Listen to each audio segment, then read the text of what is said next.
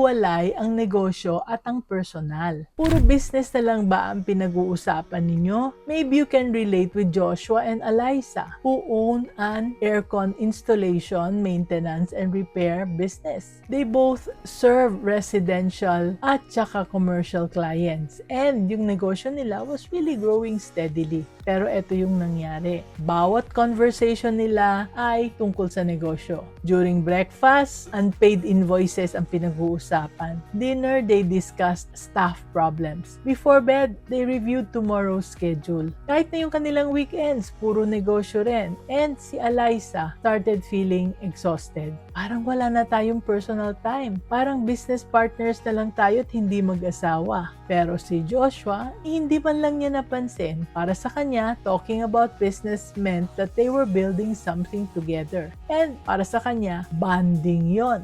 Pero si Eliza, iba yung kanyang nararamdaman. Namimiss niya na yung talking about other things. She missed Joshua as her husband, not just her business partner. Until one day, Eliza broke down. Nakakapagod na, parang work na lang tayo 24/7. Yung kanyang mga pananalita, yung words niya struck Joshua. Hindi na-realize ni Joshua na ganun na pala ang effect sa kanya. And so they decided to create boundaries. Wala nang business talk after 7 p.m. Sunday mornings were for them and no work discussions. Date nights were also business-free zone. Siyempre, hindi naging madali because nasanay na sila eh. They kept sleeping, pero slowly, they rebuilt their personal connections. Anak, ang lesson, your marriage is not the business. The business is supposed to support your marriage, not replace it. If you don't protect your personal relationship, the business will eat it